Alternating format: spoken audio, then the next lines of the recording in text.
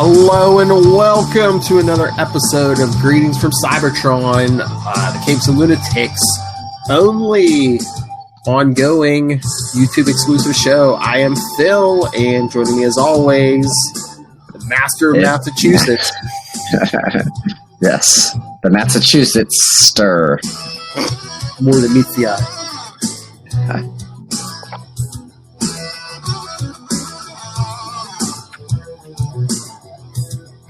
So tonight we're going to be covering Transformers number 7, of course, the original Marvel series from August 1985. 75 cents. Good old days. The approved by the Comics Code Authority. That's right. What a deal. I have a third printing. I just see. Third, me too. Oh, cool. Then our ads will match up. Nice. We can become young astronauts together. Yes. Right.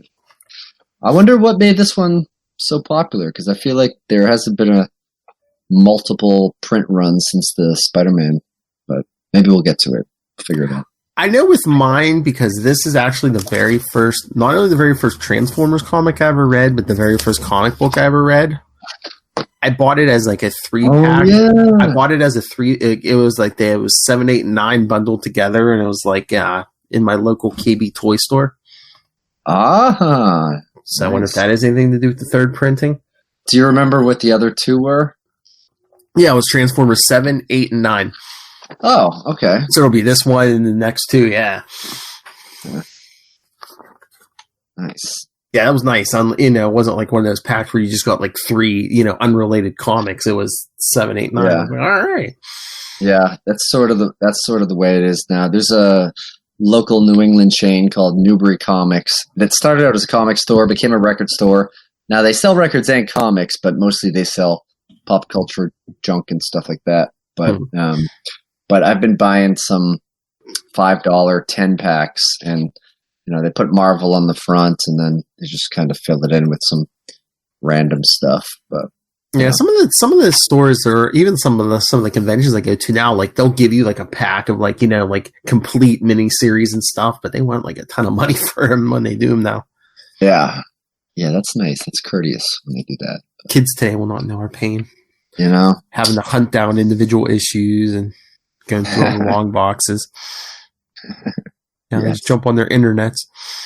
All right, so let's jump into this. Like we said, Transformers number 7 from August 85, Warrior School. Great title. So who's starting this? You or I? Well, let's talk the cover, because the cover looks like a cool underdog thing, and it also looks like a little Star Brand cameo, but that's just Buster Witwicky. That jumpsuit, yeah. I love when you get word bubbles on the cover. Yeah, that never happens anymore. Yeah. I know. So you got Ratchet, the last remaining Autobot, facing a very angry Megatron, and he's standing up to him. He says, "Flee while you can, Buster. Megatron is the mightiest of Decepticons. I may not survive." I don't know. After last issue, couldn't you call him the second strongest Decepticon? I would, but Ratchet was unaware. Maybe, I don't know. He didn't see the whole throwdown. I think he saw. Yeah, but remember him and Buster were standing outside the Ark, and Shockwave's like carrying them back. Okay, all right. It's been a while. Unless they thought it was like a romantic thing or something. I don't know. I don't think so. Yeah, recreating the Bodyguard before the Bodyguard happened. Yeah.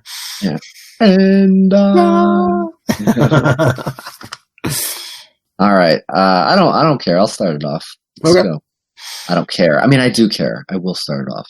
Warrior School! !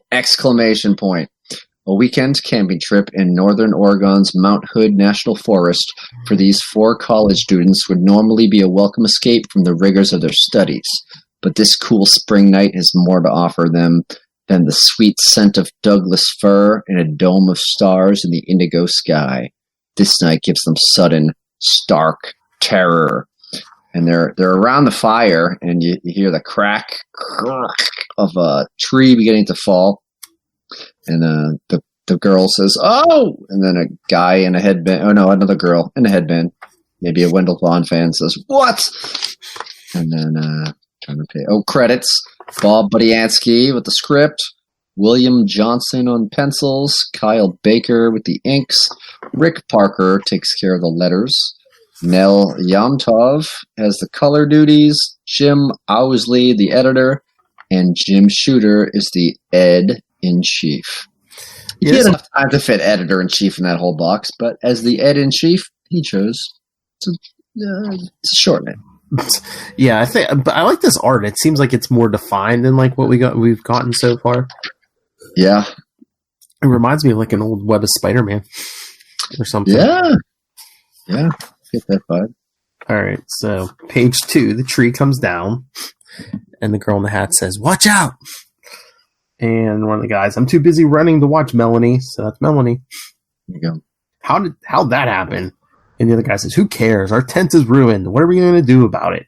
And the girl in the headband says, "Forget the tent. What are we going to do about that?" As they turn around and see Ratchet with Buster sitting on his shoulder. "Forgive me, humans. My intrusion upon your ceremonies was purely unintentional. The terrain of your planet is often uneven, quite unlike that of my home planet Cybertron. I lost my footing and accidentally nudged this brown pipe out of its mooring. Permit me to correct my error." And one of the guys says, sure. And Buster still up on his shoulder. "Listen, Ratchet here is just trying to apologize. He won't hurt you. Believe me, I can understand how a giant talking robot in the middle of the woods can be a bit scary. When I first met Ratchet and his friends, I didn't feel any different." He seems very jovial, Buster does. So he's like, wait till they get a load of this. And I know, kind of like almost too happy for the fact that, like, hey, most of the good robots have been wiped out, and the evil robots there's like nobody to oppose them now. Okay. Yeah. All right. So this next panel, we were just complimenting the art, but maybe it's a perspective thing. But it looks like Ratchet is gently lowering Buster directly into the fire.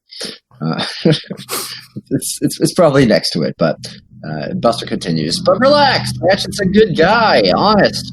My name's Buster Witwicky. Let me help you put your tent back up." And one of the guys, "Giant talking robot, Melanie. You sure he won't hurt us?" "Nah, Ratchet's a doctor. He wouldn't hurt a fly." Ratchet goes and picks up a log, which looks like a match in his giant hand. "What is this?" And Melanie's, the headband girl says, "That's a fire." "I know fire. What is it that produces the fire?" "That's wood. We build our campfire with it." "Wood?" As the three of the kids look up in disbelief. "Nothing like it exists on Cybertron. What a fascinating source of energy." And then one of the girls says, We're students at a nearby college." "College? College, where they prepare us to do battle in the real world one day." And then Melanie says, "So we came here to take a break from our studies, to party." Ratchet, "Parties! My favorite pastime back on Cybertron. How unfortunate we must leave this one so soon. When I knocked into that pipe, we were looking for the main road so I could drive Buster back to his home." Melanie, "Drive? Show him, Ratchet." So I love the sound that like Ratchet must have like drank some like spiked, partied his way through med school on Cybertron, drinking some spiked fuel or whatever. He's prescribing himself some liquid anesthesia or something. Propofol. And so they say, "How?" And Buster says, "Show him." And Ratchet says, "Certainly, I am an Autobot. When my comrades and I awoke after lying dormant for 4 million years on your planet, our spacecraft, the Ark, thought it would be to our advantage if it gave us the ability of transforming to resemble your planet's native life forms, in my case, an ambulance. However, as we soon learned, the Ark made the mistake of concluding that motorized vehicles were the intelligent life forms, and not organic creatures like yourselves with whom the Ark had little prior experience," as he transforms back. "As it turned out, our Ark-given transformation powers have been an asset anyway. Any questions?" The one, "I think you just answered all of them. Buster, why don't you two hang out here for a while? We'll have a great time." Buster, "Ratchet, what do you think?" Ratchet. A splendid idea. Please continue the activities I interrupted. I wish to learn more of what humans do for a good time. Oh, we were only cooking hot dogs, said the headband girl. See, we put them on a stick, and then we cook them over a fire for a few minutes. Intriguing. Heat-tempered protein cylinders. But allow me to demonstrate a more efficient way. He dumps the big bag of hot dogs in his hands. First, take a standard-issue laser scalpel. Then set the beam for low-energy scan. And within mere seconds, the same results are achieved. Ratch, I don't think these guys have any laser skill. Ah! And then Buster screams, Ratchet, Buster, what's wrong? What's happening to him? Seems to be grabbing his head. It's bonkers, I tell you. I love bonkers. I miss them. Then it looks like it's a Transformers rip-off bonkers watch you can get. A robot watch, I remember this. Sponsored by Quartz. What I remember about the bonkers TV ads is like a piano falling on a old woman or something. I don't know. That made me want to eat grape bonkers for some reason. But, all right. That's odd. Yeah, it's quite odd. It's like I said, it's bonkers. So Buster cries out in pain. A searing pain explodes inside Buster's skull. For an instant, an image flashes in his mind. An image of the captive head of Autobot leader Optimus Prime inside the Ark, mere hours earlier, blasting Buster with a coruscating beam of energy. Last issue. The pain he feels now is the same he felt then, and just as he didn't understand why Optimus Prime hit him with that beam, neither does he understand what causes the pain to recur. All Buster knows for sure is, as suddenly as it began, the pain stops. And the girl in the hat says, "Are you alright?" And Ratchet says, "Do you require medical attention, Buster?" He says, "I'm fine. It's probably just exhaustion." And the girl in the headband, "Maybe it's time we all packed up. Our tent is ruined anyway." And the one guy, "We could drop you off in your town on the ride back, Buster, if you want us to." And Ratchet, "I think it would be best if I took you home, Buster." He says, "No, remember, Ratch? You have more important problems than me to worry about. I'll be okay with them, honest."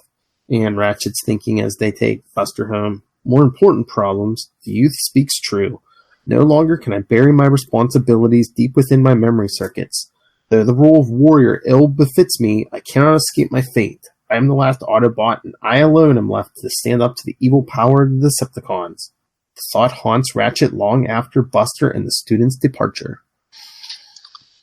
Meanwhile, at a suburb of Portland, early the next morning, the first shift is just arriving for work at Black Rock Aerospace Plant Number 1, where the most technologically advanced jet fighters in the United States are built.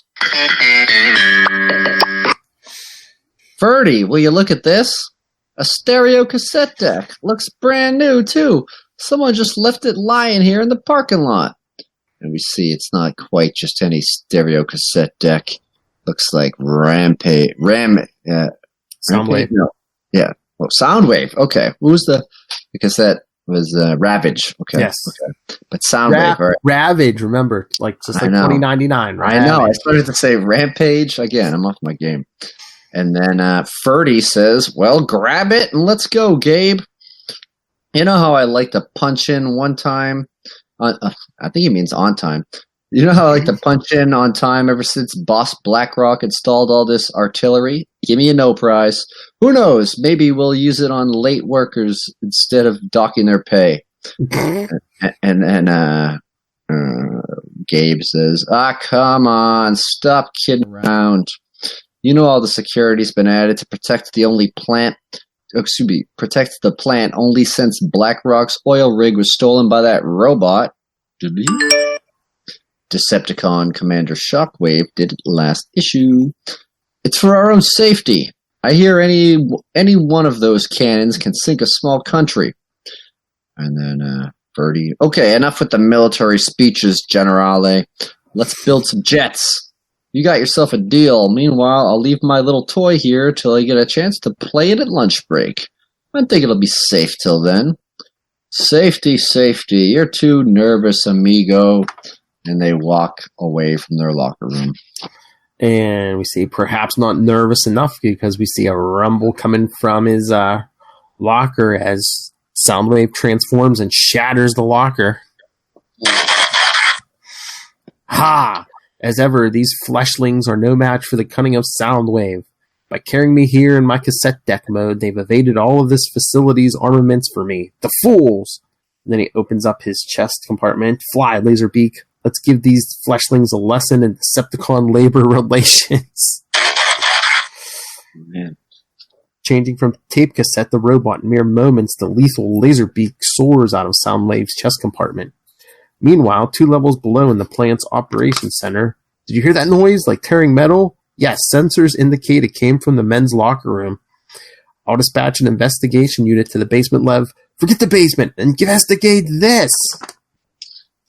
And as we see a young man with his socks pulled up, pumping iron. Oh, wait, that's the wrong page. You and this plant are now property of the Decepticons. Make no attempt to resist this edict, fleshling. As Soundwave. That's Soundwave, right? He's opening fire. All the workers, let's get out of here! P'too, p'too, p'too! Lead the way! There is no defying my word, fleshlings. Stop your flight. And then one of the armed soldiers with a Gatling gun fires on his shoulder area. Stop this garbage can! Are your audio sensors failing you, fleshlings? Or are you just in need of a more persuasive argument? And then death from above as the zaps come down and the soldiers take fire from Laserbeak. Yow! And then we see Soundwave, I guess, knocking down. Are they on a catwalk or something? More soldiers falling. You fleshlings recognize your new masters or die in the learning. And he's still firing. I take it back, amigo. Being late for work is a good idea sometimes. And in the operations room, we see all the plant's big weapons point outwards. We can't stop this machine by ourselves. I'm trying to contact the army now. But Soundwave, communications master, detects this and says, Laserbeak, my radio wave sensors detect a broadcast from that booth. Terminate it! And then with the precision of a surgeon's scalpel, twin laser cannons blast the radio transmitters in the booth. But barely singe their operators, as they're like, we've lost. No other one's laying on the ground. Oh. And soon, aboard an oil drilling platform off the Oregon coast. You have carried out my plan most effectively, Soundwave, and have significantly advanced the Decepticon cause. This assembly plant shall fulfill our needs very well indeed. This is Shockwave, by the way. It was the information you gleaned from the files left aboard the oil rig by the human Blackrock that allowed me to serve you so well. Commander Shockwave, all glory belongs to you. And then elsewhere in downtown Portland, looks like in the movie theater, or no, maybe just a fancy bathroom or something. There's a TV on the wall. Here a news reporter. And in a weird twist to this story, the giant robot is aiding in transmitting this broadcast, as if to brag to the world of its conquest. Authorities feel the hostage workers may be harmed if retaliation is... And the TV gets clicked off. They did it to me again. It was blasted... This must be BlackRock. Those blasted walking sardine cans have once again humiliated me. This time for everyone to see. Well, I'm not beaten yet. Hear that, Rust Buckets? GB BlackRock isn't beaten yet, he yells from the top of his very spaceship-looking tower. Office Institute, maybe? Yes. But then, 45 minutes later, at a nearby hospital, which we see from the sign as BlackRock Chronic Care Institute, in a private room lies BlackRock employee and computer genius Josie Beller. She is virtually paralyzed from the neck down as a result of a recent Decepticon attack. Last issue, of course. Except for some movement in her right arm, but it is enough to allow her to continue her research activities at the pace as before her accident. In fact, you might say she is working harder than ever. We hear, Josie, are you awake? May I come in? Because it's BlackRock. You're looking better, Josie. I'm glad to see you're working as hard as always, earning your paycheck. Ha ha. But don't overstrain yourself, okay? Here's the printed circuit design equipment you requested. Wheel it in, boys. A micro etcher will arrive this afternoon. Just remember, it's not possible to ask old GB for too much. But GB Blackrock's jovial mood leaves the room with the technicians moments later. As you see her laying there, surrounded by equipment, Blackrock's head in his hands. The doctors, they say the damage to your nervous system is extensive. They don't know if you will ever fully recover. And now I've failed you again. Those blasted robots took over the assembly plant, the one you designed. I have to go now, but they'll be stopped. I promise. And he thinks to himself. Oh, she does. Oh, she does. Okay. Yeah. I know they will be stopped, GB. I promise. And then at Mount St. Hilary. Oh, yeah, Mount St. Hilary. Clouds in the sky. Is that a different sound effect? It sounds like a little bit different this time. Or is that a sound remix? I don't know. The volcano that serves as a most unusual and unexpected harbor for an alien ship, the Ark. Somewhere inside the Ark. See Ratchet kind of snooping around. What in the name of the great Matrix am I doing here? I'm no warrior. What if I run into a platoon of Decepticons? What will I... But then, turning the corner, he sees, by the primordial program itself, the Autobots, imprisoned, inoperative, just like Buster said they were. Again, last issue. Even with all my medical skills, I couldn't begin to repair them before the Decepticons discovered me. But Optimus Prime, he's not among them. Surely he's freed himself, the Autobot leader. No one can hold the invincible Optimus. But moments later, going into another room, no! It's all true. Everything Buster told me. Optimus Prime is defeated. Even though I knew I had to see for myself, to believe all is lost. Lost. And then we hear voice, Ratchet, come forward. Great Optimus, you function? Put aside your grief, Ratchet. Now is the time for valor. I'm not warrior enough to stop the Decepticons by myself, Optimus. I fear the time for valor is past. Ratchet. The Decepticons allowed my continued existence because they plan to use my creation matrix, the legendary Autobot program that creates new Transformer life, for their own dark purposes. Yet though I seemingly hang here helpless, I have already taken steps to thwart those plans. For untold ages, we Autobots have unceasingly combated the Decepticon evil. Today it is your turn, Ratchet. Save us from the Decepticons. Defeat Megatron. Ratchet, my weapons are insignificant as compared to the might of Megatron. How can I stop him? I'm a doctor, not a I'm a doctor, Jim, not a warrior. As you trained on our native Cybertron to be a doctor, so shall you train on Earth to be a warrior. Experience shall be your instructor. Your survival shall be your ultimate test. But first, before you can act like a warrior, you must learn to think like a warrior. Dun, dun, dun. And meanwhile, at the Witwicky Auto Repair Shop in the suburb of Portland, and the campfire kids, the college kids, bring them home. Even when Dad gets even when Dad gets out of the hospital, Buster's father, Sparkplug Witwicky, has been recovering from a mild heart attack since Transformers #4, said the longest editor's note in Transformers history. Usually it's last issue, but This was a while back. In a few days, he won't be able to get back to work for a while. I guess it's up to me to take care of things here at the garage. Oh, Buster, you worry too much.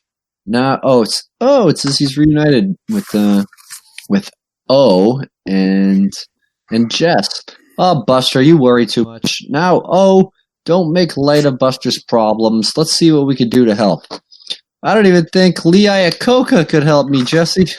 He's an 80s rich guy. That's how I know him. Yes. Dad always said I couldn't tell the difference between a wrench and a screwdriver. How am I going to repair these cars? And O said, maybe you should repair this machine first while you're at it. I just got 50 cents change for a 60-cent soda. Ha ha ha. Jess, be serious. Buster's maybe the smartest kid in our high school. He should have no trouble figuring out in a few days how to do something as easy as fixing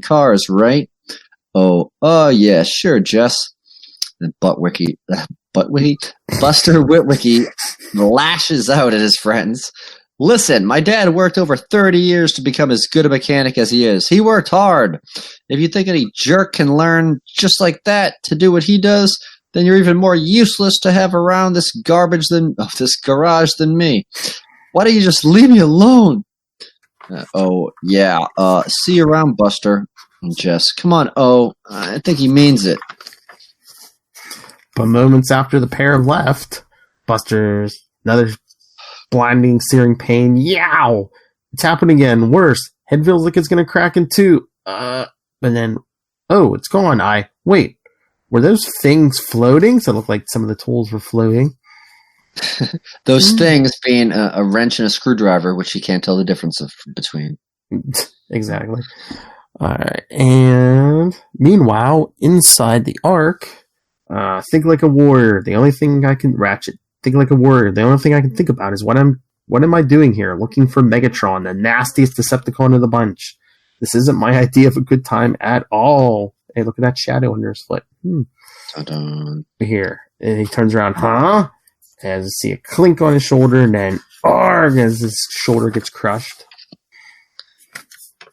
And then Ratchet down on one knee, shoulder almost inoperable.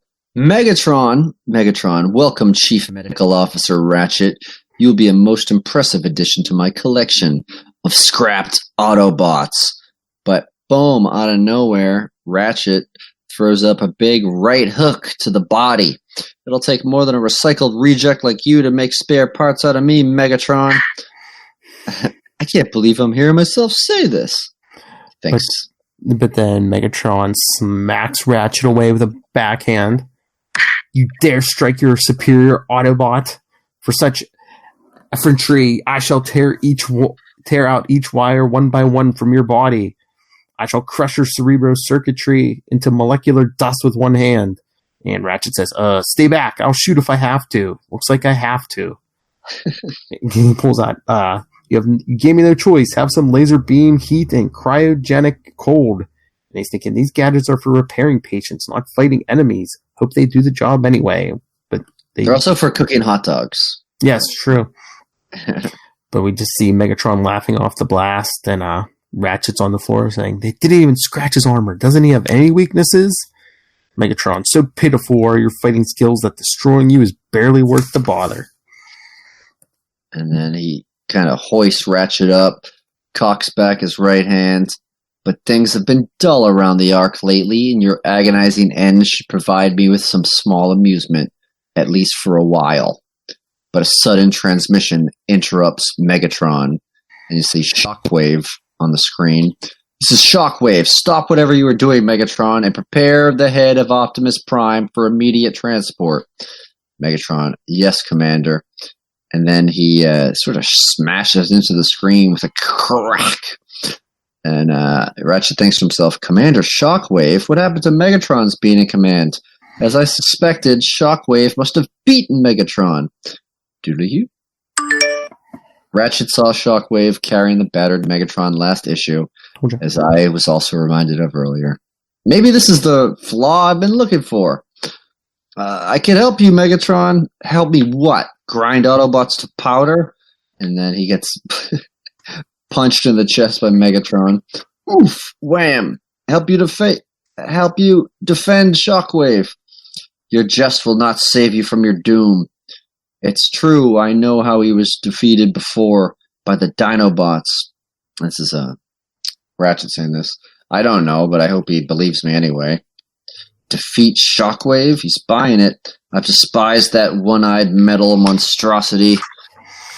Since even before we left Cybertron to ambush the Autobots in this Ark 4 million Earth years ago, as Supreme Decepticon Military Operations Officer, it was his function to devise the strategy of our attack on you when you sought to clear a path through that asteroid belt that threatened Cybertron. But I knew behind that cold, logical monotone of his, he secretly, treacherously craved the power of my command. I vowed to deny him even at the cost of a Decepticon victory. He stayed behind aboard our spacecraft, ostensibly as a backup in case our attack wavered. but the self-serving aspect of his plan only confirmed my suspicions about his true motives. I swore to destroy him after the battle ended, but as a result of a rash act by Optimus Prime, the Ark and everyone aboard, both Autobots and Decepticons, crashed into a nearby world, Earth. We all lay wrecked, inoperative within the confines of the Ark. Shockwave assumed his space gun mode, and having the ability for self-propelled spaceflight, sped toward Earth to investigate. You see the sky or the space above the planets. However, his passage through the radiation belts that ring this planet adversely affected his guidance systems. He touched down half a world away from where we had crashed, in a land inhabited by strange, monstrous, carbon-based creatures. Longtime Marvel readers should recognize this place as the Savage Land, a tropical region of prehistoric creatures located in Antarctica. And he comes down from the sky as he gets a look from some dinosaurs looking over their shoulder. Before Shockwave could reorient himself to find the Ark, still barely functioning, dispatched 5 Autobot warriors to stop him.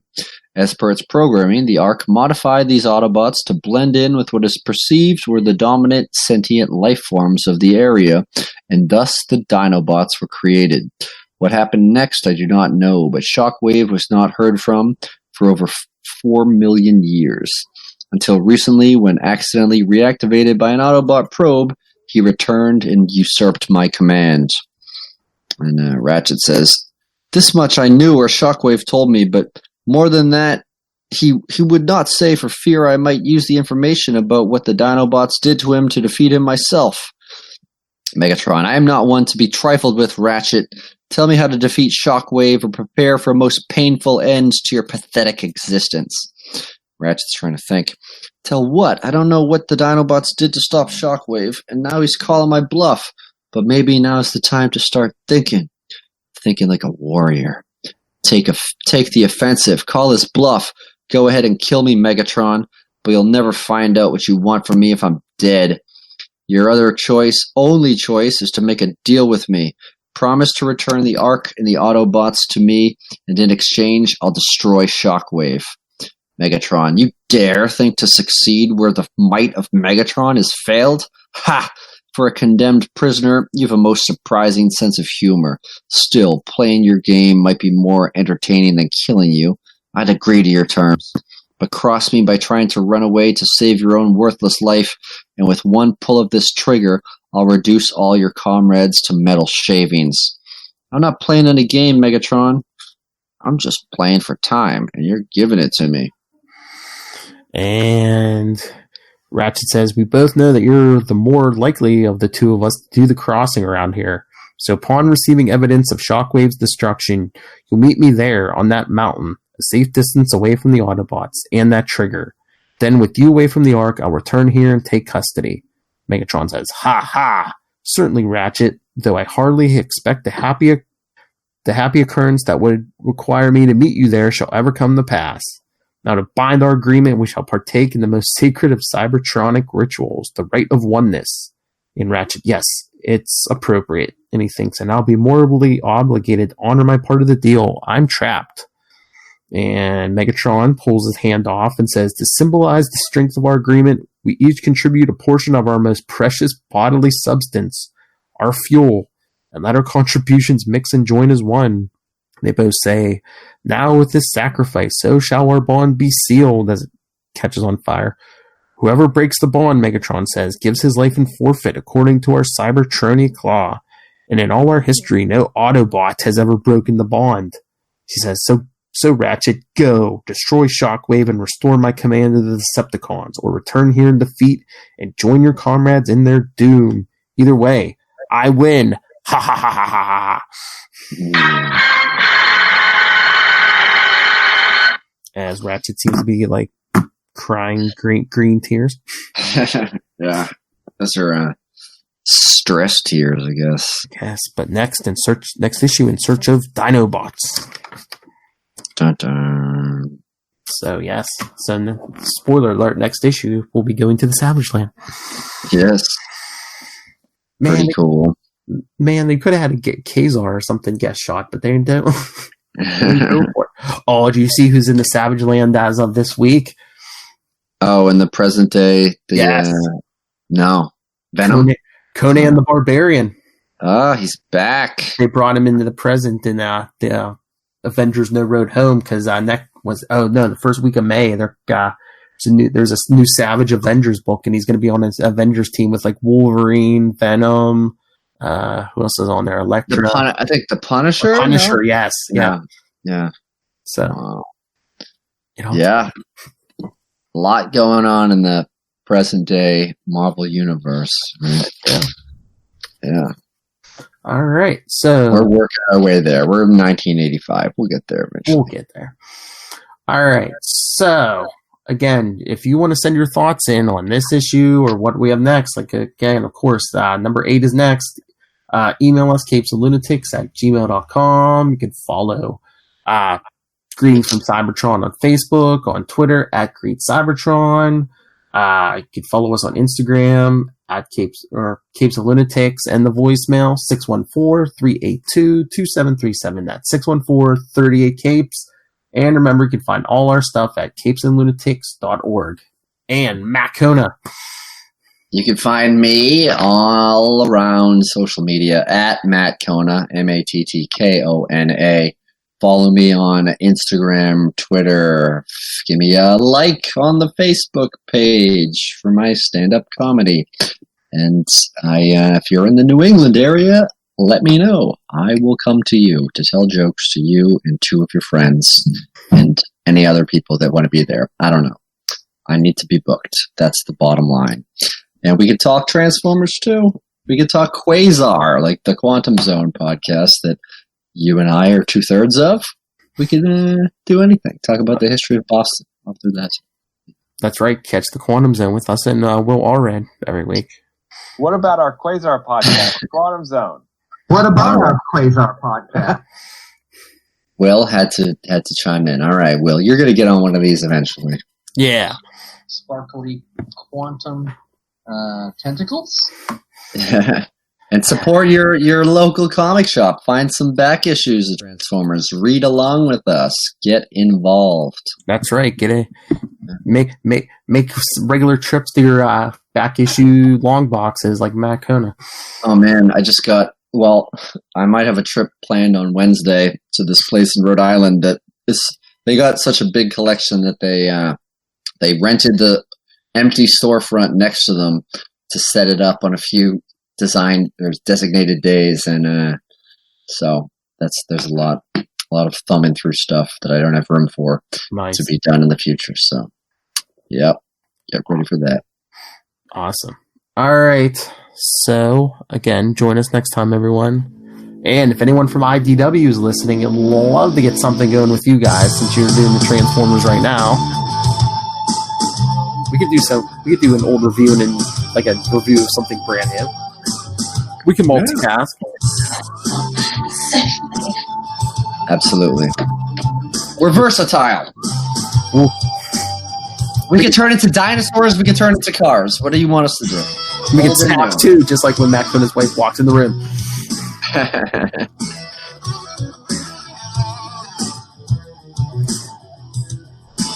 Or send us feedback, We have voice. You can send us emails, voicemails, anything. What was your favorite Transformer as a kid? Ooh, that's a good poll. Optimus Prime was the best. He was like the most metal, man. You could like hurt somebody with that Optimus Prime figure. All right, join us next time, everyone. Remember, roll out.